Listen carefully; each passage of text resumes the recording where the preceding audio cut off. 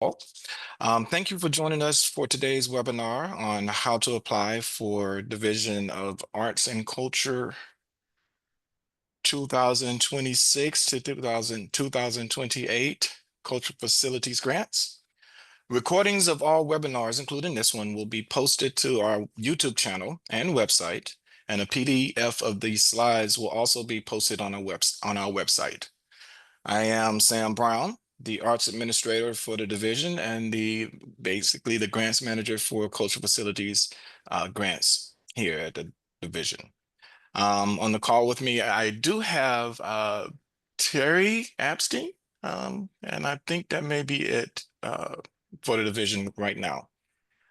We do hope that today's session will be helpful for you as you prepare your application. As a reminder, the deadline to apply is July 14th, 2025 at 5 p.m. Eastern Standard Time. Applications will be reviewed by the panel in October, and if eligible, will be submitted to the legislature in January 2026 for funding consideration. Any funds awarded will be available July 1st, 2026. The application and guidelines are now available on our website at dos.myflorida.com/cultural. Today we will offer highlights from the guidelines. We encourage you to make sure you read the guidelines before you do anything else trying to tackle this project. We will also discuss the definition of a cultural facility, eligibility and program requirements, restrictions, matching and state fund requirements, the budget and scope of work, required support materials, review criteria and scoring, and restrictive covenants. Then we will cover the funding timeline and provide some tips for a successful application.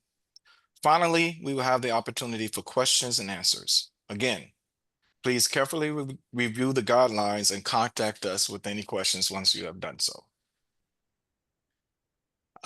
For the meeting, all participants will be muted. Please make sure that you remain so.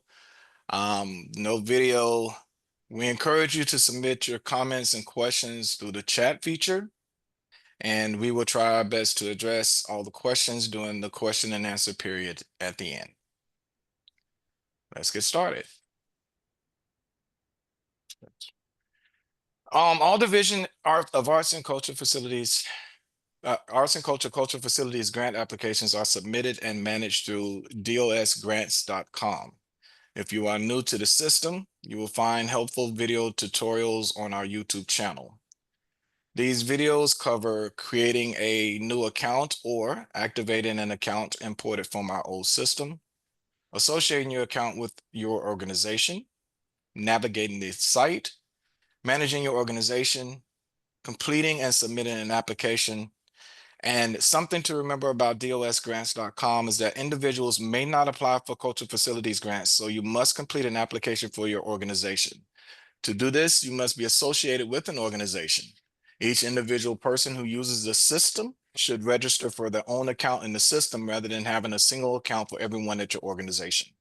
If you need assistance associating with an organization, please contact us and we can help you with that. Now we will move on to the cultural facilities guidelines and application. Let's begin our discussion by defining exactly what a cultural facility is. A cultural facility is a building where the programming, production, presentation, or exhibition of any of the arts and cultural disciplines are carried out. These disciplines are actually defined by Florida statute, and they are music, dance, theater, creative writing, literature, architecture, painting, sculpture, Not picking them up. folk arts, photography, No, crafts, no, it's not picking these up. media art. Sorry, Sam, I accidentally muted you.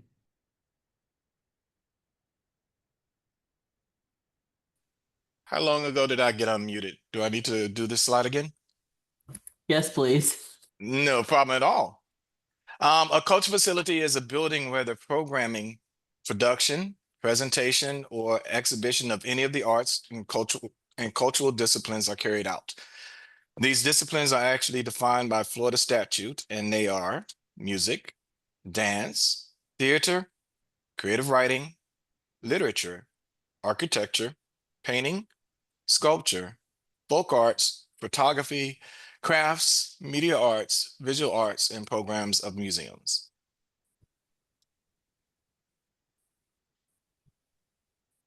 To be eligible to apply for a cultural facilities grant, the applicant organization must be a public entity governed by a city or county or a nonprofit tax exempt Florida corporation and must not have received $1.5 million through the cultural facilities program during the previous 5 state fiscal years. Your facility and organization must be open to all members of the public, regardless of sex, race, color, national origin, religion, disability, age, or marital status.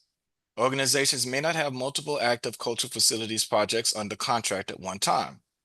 Cultural facilities projects have a grant period of 23 months. Unless a grantee has a smaller project that will be completed in a single year, grantees should submit new applications every other year. Subject to legislative appropriation and governor approval, cultural facilities applications are funded top-down the ranked list until the appropriation is depleted. Any applicant on the ranked list that has not completed a previously funded cultural facilities project by July 1st, 2026 will be passed over and the funds will be allocated to the next application on the list without an active cultural facilities project under contract with the division. Additional eligibility requirements are listed in the guidelines. The Cultural Facilities Program is for bricks and mortar construction, renovation, or for acquisition, but no combination of the three. Funding may not be used for parking facilities, sidewalks, walkways, trails, or landscaping.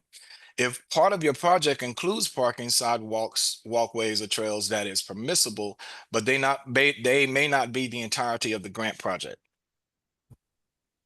Funding may also may not be used for design, construction, or fabrication of exhibits not a part of a permanent building. This restriction may not apply to zoos. Check with the program manager prior to submitting your application. General operating costs such as salaries, travel, personnel, office supplies, mortgage or rent, overhead, or indirect costs are also not allowed. Neither are reimbursement of costs paid prior to the execution of the agreement or after the granting period. All funds must be expended during the granting period. That is, anything before July 1st, 2026 or after June 1st, 2028 are not allowed. Funding may not be used for debts, contingencies, fines, penalties, interest, travel, entertainment, food, plaques, awards, or scholarships. And projects are restricted to, or projects that are restricted to private or exclusive participation and not open to the public. Funds may also not be used for regranting or contributions or donations of any kind. In addition, the applicant must have undisturbed use of the land or buildings by either being the owner of the land and or building, or by having a fully executed lease agreement with the owner of the land and or building for at least 10 years from the date of the execution of the grant award agreement. They also must retain ownership of all improvements made under the grant and must submit an organization operating budget that shows the total revenue and support, which is your operating budget, for the last completed fiscal year. This would be in the form of an audit or financial statement. You must also submit architectural plans signed by a licensed architect or engineer, clearly indicating scope of work. For purposes of this application, plans need only be at the schematic design phase. If architectural plans are not required for your project, contract project proposals or working drawings must be provided. You must include architecture, contractors or builder estimates with this documentation, and this is a separate upload. You must also submit support letters from local officials, community groups, and community members in support of the project. Original letters that are signed and current are better than form letters. It is good to note that panelists really look at these letters. They really do. particularly if your funding comes from a single source like a city or a county budget. Surveys and other constituent input can also be included as an additional attachment. There are some program restrictions. The program does not fund planning, feasibility studies, architectural drawings because the project should be planned before the applicant applies so the project can be completed within the 23-month timeframe. It also does not fund operational support. Applicants of projects that are intended to restore or preserve an historic structure should apply to the Division of Historical Resources, which is a part of the Bureau of Historic Preservation. Projects funded by the legislature outside the review of the Florida Council on Arts and Culture are not eligible for a cultural facilities grant for the same scope of work from the division within the same fiscal year. The division cannot accept more than one cultural facilities application under a single application deadline for the same facility, project, or site. Commercial property is not permitted, but coffee shops, cafes, and gift shops and things like that that support the operations of the organization are allowed on the property. If the applicant is leasing the property, the owner of the property must be a public entity governed by a state, city, county, or nonprofit tax-exempt Florida corporation. Properties owned by individuals or private corporations are not eligible for cultural facilities grants. The division offers 2 levels of funding within the cultural facilities program. These levels are determined by the specific use of the facility. The first level of funding is for purpose-built or single-use facilities that will solely be used for the programming, production, presentation, or exhibition of any of the arts and cultural disciplines at least 85% of the time. This type of facility includes theaters, performance centers, museums, which includes aquariums, botanical gardens, history centers, zoos, etc., things like that, and art centers. The maximum request amount for this type of facility is $500,000. The second level of funding is for multi-purpose facilities that will be used for the programming, production, presentation, or exhibition of any of the arts and cultural disciplines less than 85% of the time. This type of building includes community centers, recreation centers, civic centers, and municipal buildings. The maximum request amount for this type of facility is $200,000. Project costs must be directly related to the arts and cultural portion of the facility. There is no minimum request for either level. Grant funds must be matched by the grantee. The amount of required match is based on the applicant's operating budget for the last completed fiscal year. So applicants with total support and revenue less than $1 million or that have applicants that have a ready waiver must match 1-to-1. We will talk about ready in the next slide. But applicants with total support and revenue greater than $1 million must match 2-to-1. All right, the Rural Economic Development Initiative focuses on a coordinated effort for programs and services for rural areas. Match for projects within ready counties or communities is 1-to-1. To receive a ready waiver, the applicant must submit a letter from the county government that acknowledges the application and certifies the county or community as a ready designation. The letter from the county must be submitted with the application.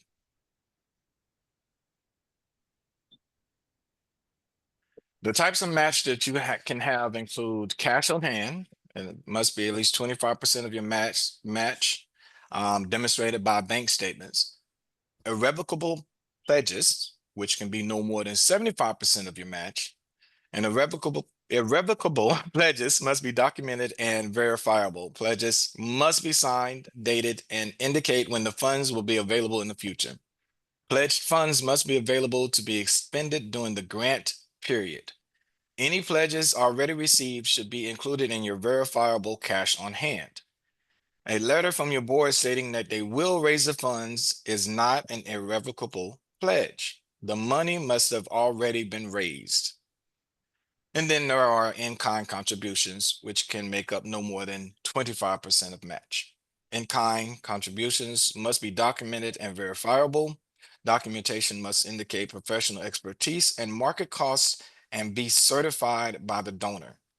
In-kind contributions may include things like a discount given by a contractor or the donation of materials from a vendor. Thank you for calling the Florida Division of Arts and Culture. My name is Jennifer. What can I do for you? All right. When dealing, you should always include a spreadsheet with itemized pledges and in-count amounts and totals in addition to the documented source of funds. Documentation of all matches required at the time of application submission, and cash match must be in a restricted account that is separate from your general operating account.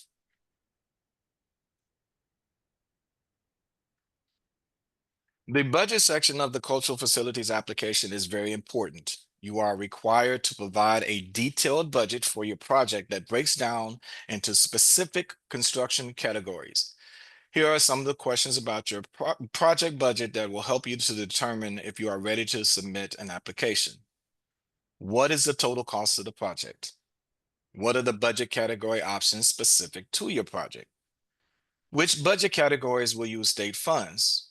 Which budget categories will use match funds? How realistic is your budget? Have you consulted with an architect? What about a contractor? Can you complete the project in the 23-month timeline? This 23-month timeline is very important. Do you have any non-allowable budget categories or planned expenditures? If all of these questions have not been answered, chances are you may not complete the project on time. Be sure to ask yourself these questions before beginning your application. The budget line items will be listed by budget category in the application. On the screen, you will see the categories that all costs may be assigned to. It is important that you are specific. It is important, I'm sorry. It is important that you are specific because proposal budgets that are vague do not tell the panel exactly what funds will be used for. Having a single line item under site construction that says construction $500,000 can indicate that you are not prepared to complete the project. It is understandable that you may only have estimates, and costs will change by the time this grant is funded, but be as specific as you can. You will also want to be as specific as you can with the scope of work. All items in the scope of work should be able to be completed within the grant period and within the budget. As an example, your scope of work could say something like grant and match funds will be used to renovate the interior of both the front and back of house of XYZ Theater. Work to be completed includes replace stage rigging, replace lighting, including lighting board, replace sound system, replace curtains, and replace seating. Note the special considerations for buildings that are 50 years or older. If your building is 50 years or older, you will be required to provide information to the Bureau of Historic Preservation. BHP must approve your project plans before submission of your application. For questions, please consult the guidelines of BHP directly. You must upload a copy of the BHP determination letter that indicates no adverse effect to the historical, architectural, or archaeological value of the property. If BHP determines that your project will have adverse effects, you will not be eligible to receive funds from the Department of State for the project. This requirement includes structures where the intent is demolition. Required support materials as listed here and as detailed in the guidelines must be uploaded and submitted with your grant application in the online system by the 5 p.m. deadline on July 14th. We accept only support materials that have been uploaded into the online application system. Support materials that are mailed to the division will not be accepted and will not be forwarded to the panel. Matching funds documentation for each category includes the following. For cash on hand, provide a bank statement expressly for this project, not a general operating bank account. It should be the latest statement before the deadline to apply. Cash on hand must be in a restricted account that is separate from your general operating account. In-kind contributions may not be from volunteers. Contributors must be professionals such as plumbers, carpenters, etc. Documentation must indicate professional expertise and market costs and be certified by the donor. For irrevocable pledges, signed and dated pledges are required. Pledged funds must be available to be expended during the grant period. Additionally, leases must be signed by both parties and dated. Leases must clearly indicate term or expiration date and highlight within the document and/or indicate the page number where the term or expiration date is located in the cover letter. And since I am the one that's going to be reviewing these applications, let me repeat, please highlight within the document and/or indicate the page number where the term or expiration date is located in the cover letter, because some of these leases are quite long, and that is very helpful. Also, resolutions or local government meetings must be signed, dated, and indicate when the funds will be available. A current substitute W-9 is required at the time of application submission. A copy of your substitute W-9 can be obtained at Florida, the website that's at the bottom of the screen. I'm not about to read all of that. This is specific to the state of Florida and is different from the regular W-9 utilized by the federal government. There is an example on the next slide. So as not to get the two of them confused, on your left is the one from the federal government. On the right is the one that you would get from the state of Florida, which includes the seal of the state. We have also posted on the Culture Facilities page of the Division of Arts and Culture website 2 attachment requirement checklists. One is for renovation and new construction projects. The other is specific to acquisition projects. These will help you as you gather the required documentation. Optional support materials are not required, but may be helpful to the panel as they evaluate your application. Some examples include flyers, brochures, newspaper articles, surveys or additional support or evaluation materials, photographs, videos, supplemental or expanded budgets, plans for sustainable design. Again, these materials are not required, but panelists may consider them helpful. They will only be accepted if uploaded into the online system. You may consider combining multiple documents into one file to upload. For example, if you are submitting flyers and brochures, you can combine all of them into one document rather than uploading them separately. You should do this with your support letters as well so that they are considered one item in the grant system. Do not upload multiple copies of any of the material into the application system. Upload your support materials in advance of the deadline to ensure that you do not have any last-minute technical difficulties on the day of the deadline. The accepted file formats include PDFs and text documents, JPEGs, GIFs, PNGs, and TIFFs. Mac OS productivity files such as Pages, Keynote, and Numbers are not acceptable formats. Please save these file types in PDF format before submission. Once you've actually completed and submitted the application, it will be reviewed by DAC staff for eligibility.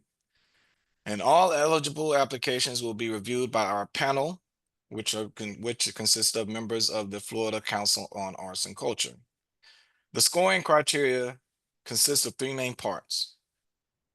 There is the need for project and project impact, which includes your description of the arts and culture programming, production, and administration of your facility, the operating forecast and project impact, and is worth up to 45 points.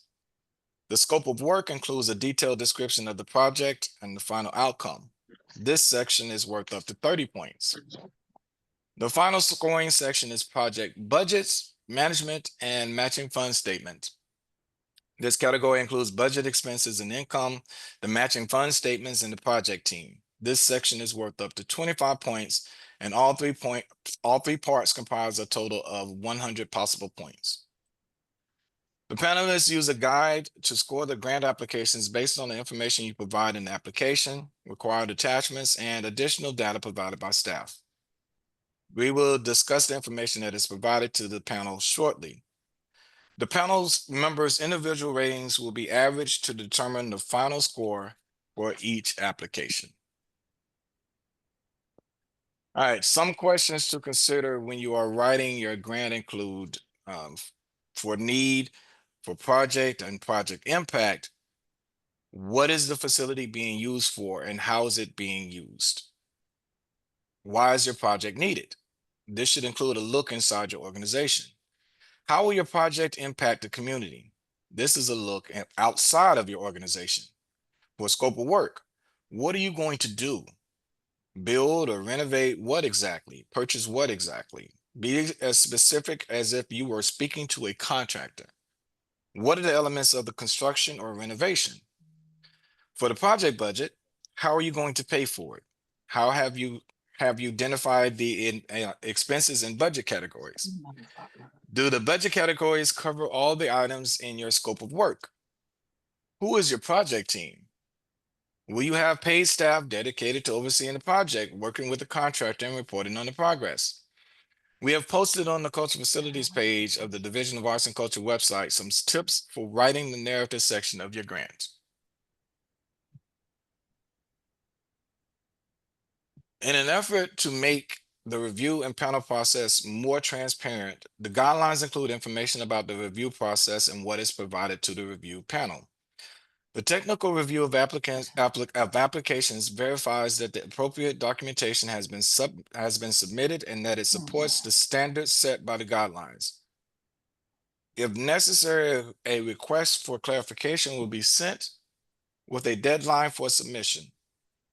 This is the only time that documents will be considered after the application deadline.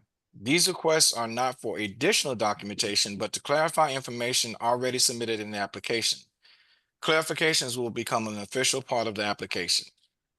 The review panel has provided a synopsis of the proposed scope of work. This includes an assessment of the proposed scope of work in regards to the grant period and how it compares to the applicant's previously funded cultural facilities projects, if any. A summary of all previously awarded cultural facilities grants and fixed capital outlay line item grants and their completion status and history of management by the applicant. They will also receive any clarification that's been requested.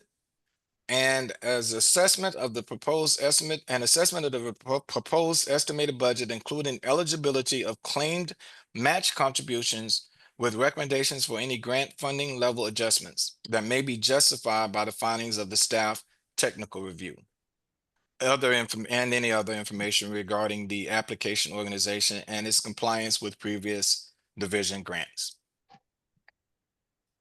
If it has been a few years since you applied for a cultural facilities grant, you will notice updates to the guidelines and applications. These updates include a series of questions related to the arts and cultural use of the facility.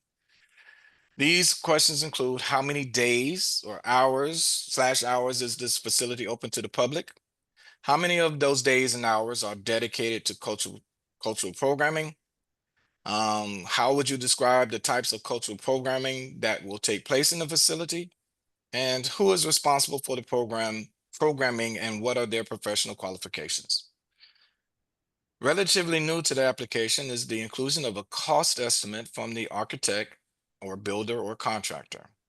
This year, we have made it a separate upload from the architectural plans. Also, as previously mentioned, there are now 2 levels of funding based on facility type.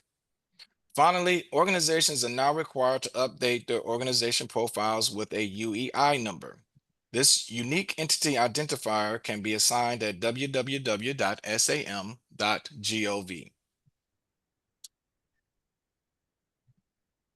Looking ahead, if your cultural facility application is funded, please keep in mind that the scope of work may not be altered from what is presented in your application.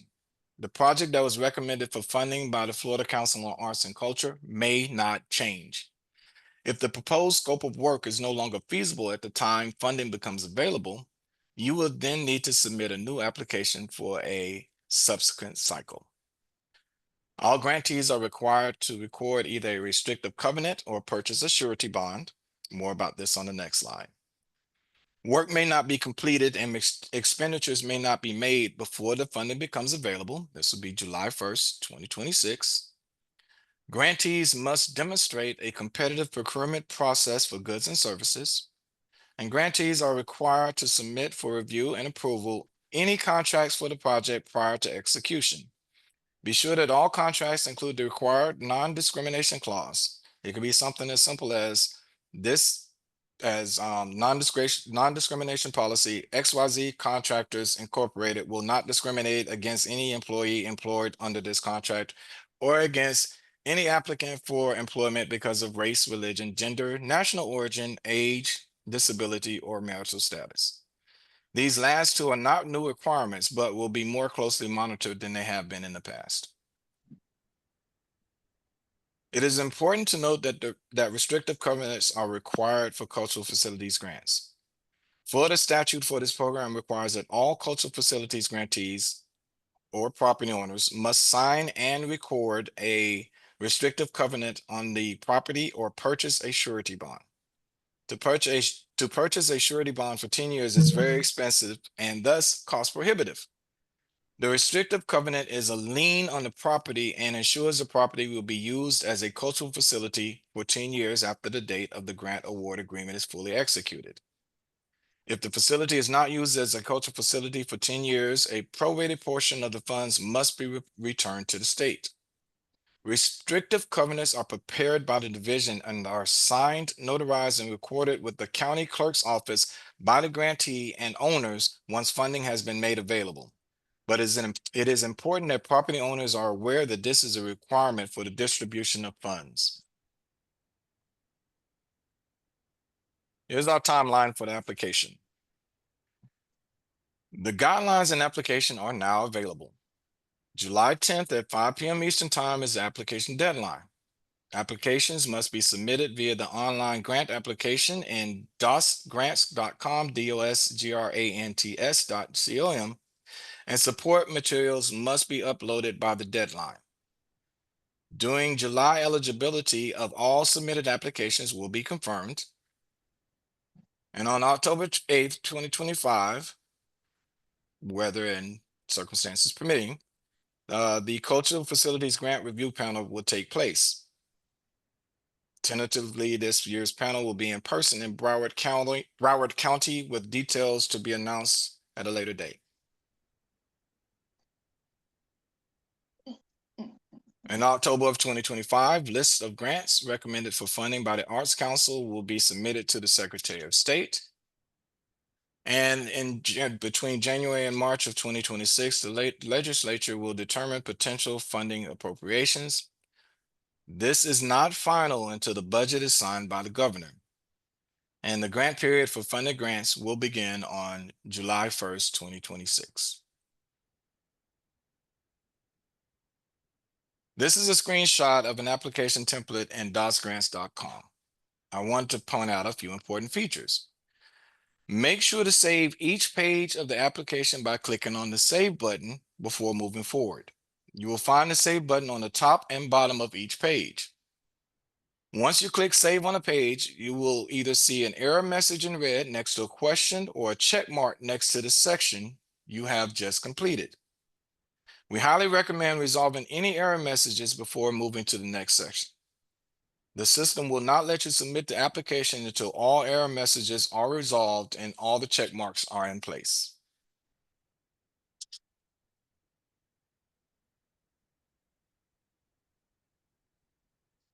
All right, here are some tips that you may find helpful for crafting the best possible application. First, read through the guidelines before beginning your application. You are required to certify that you have read the guidelines as a part of the application. Quality, not quantity, is important, not only for support materials, but also in preparing your answers to the application questions. Answer only the questions that are asked, and be specific to the project that you are requesting funding for. We suggest that you use a word processing program like Microsoft Word or Google Docs, and then copy and paste your text into the online application. This way, you won't lose your answers if the internet or power goes out, and you will have a backup copy of your answers. This also allows you to work on your application over time before submitting it. You will be able to check the word count before you insert it into the online system. It is best to paste plain text into the text boxes and format within the system. Otherwise, it will sometimes insert characters that you do not intend. This is especially true for apostrophes and other special characters or special formatting. Application text boxes will not support the insertion of photos. If you have photos that you would like to share with the panel, prepare a single document, sort of like a photo essay, to upload as an optional attachment. If you do try to insert photos in the application text boxes, your text will be lost. Review your application for typographical and grammatical errors. And then once you've done that, have someone unfamiliar with your program or project read your application behind you before you submit it. If they understand it, then it means you are making your case. And they can also help by catching some spelling and grammar errors as well. Be absolutely certain you review the application review page carefully. Remember that panelists have many applications to review. When writing, put yourself in the panelist's shoes. Be clear and concise. Include information and support materials that will make your application memorable, and write your application in a way that a non-specialist can understand. Consider the review criteria detailed in the guidelines and the tips provided on the Division of Arts and Culture website. You may want to consider your previous applications, but do not copy from them. Your prior applications may be a starting point, but don't lose points by including information from a previous year that does not relate to the current project. We are interested in knowing what will be built when the project is complete, so be specific. Finally, be sure to participate in the panel meeting. If you can't be there in person, you and/or someone else from your organization should join the virtual meeting so you are represented. Make sure that either you or your representative are fully versed in the grant application and can give updates to the panelists. Have access to your application during the meeting, preferably a printed hard copy. Respond to any questions you are asked. And if you think there is something wrong, like a panelist may be on the wrong application or you have another procedural concern, address the panel chair so it can be cleared up right away. The Cultural Facilities Grant Panel meeting for the 2026-2028 grants should be on October 8th, 2025. Now, before we get to your questions, I just want to mention one final thing. Please remember that all project activities must be in strict accordance with all applicable federal, state, and local laws.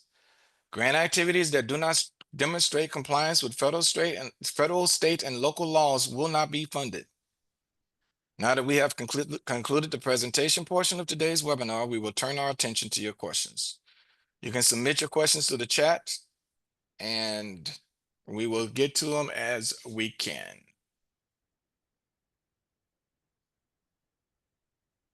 Let's see.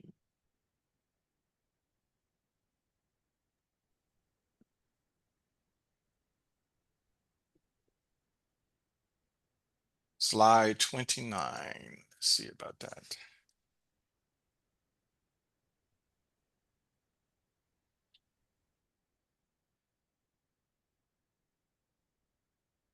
Yes, an organization can apply for a cultural facilities grant at the same time as applying for a GPS.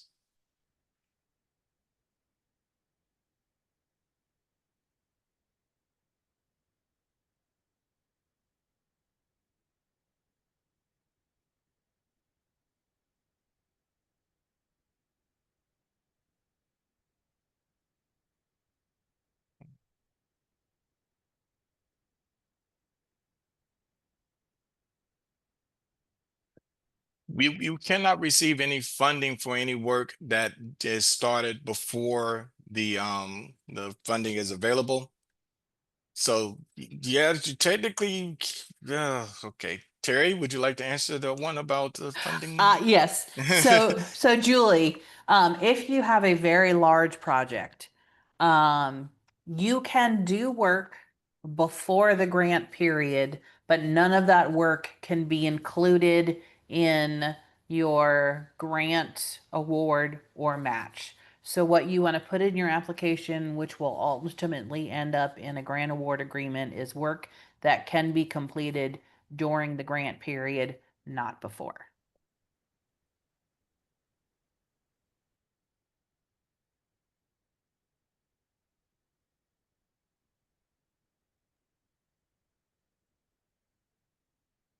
Okay, let's see. There's some other questions. I'm trying to find and see what hasn't been answered, but feel free to jump in wherever you see. Okay. Yes, a portion of the project can be submitted, Julie, as a follow-up to your thing. You can submit a portion of the project. And if you have a larger project, you want to include in your budget only your grant request and the specific match. Don't give us the whole thing. So only put 1.5 million in your request. So it would definitely be a portion of your project, specifically if it's bigger. There's a question here that says, am I qualified to apply as a subleasee and not the primary lease in the building, so long as I have expressed permission from the primary leasee for the renovations? You would also have to have permission by the building's owner. So you would want to be able to provide a letter from them stating that you as a subleasee have permission to do those renovations. Everybody has to agree because everybody has to sign the restrictive covenants.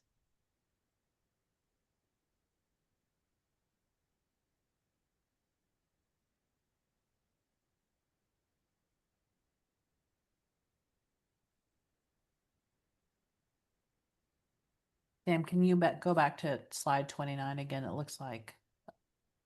I was just on that. I will know. go back Maybe- again. No, I'm gonna go back again. I will I absolutely don't go know if back. Julie got everything she needed off that slide. And so there's a question from someone that doesn't have a name. Depending upon what your total operating income determines what your match is. If you're under $1 million or you're in a Ready County or community, it's 1-to-1 match. So for $500 request, $500 match. If you have more than $1 million and you're not in a Ready County or community, then you have a 2-to-1 match, which is a $500,000 ask for $1 million match.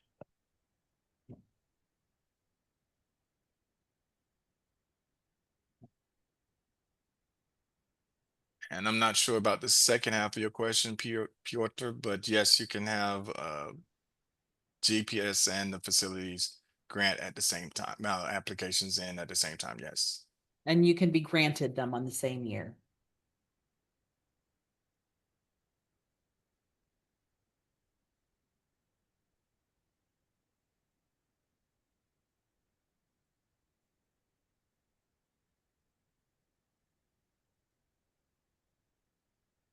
Yes, that's what we're looking for. From the start of the grant period, it should be 10 years from that starting point that you should have access to, and it should be a cultural facility in the manner of your project, yeah, of your application.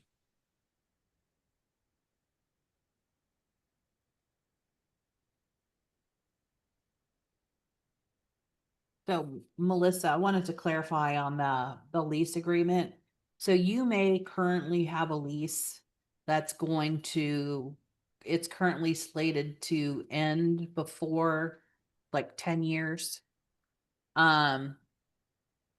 If and you're expecting to get an extension, like it's just sort of a matter of paperwork or whatever, or I've seen scenarios where a city or a county only does leases in smaller increments, and so they have to get sort of a dispensation to get a longer one.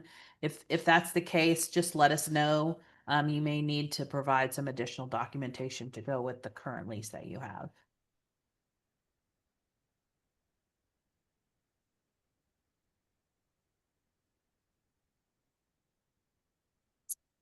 Copy. You're asking about historic building, historic building. If you're not doing preservation, it can fall under cultural facilities, but you still have to get it approved by historical resources first. But if you're doing something to the interior, then that doesn't really apply to the preservation because you're not restoring historical features. But they will have to approve it first.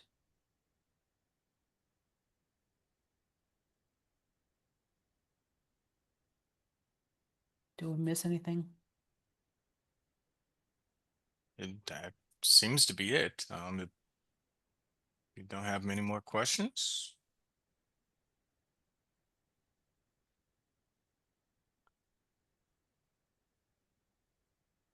Looks like that's it. All right, looks like that's it. Thank you all so much for coming and joining us today, and hopefully this will be a very helpful presentation for you. Have a wonderful 4th of July.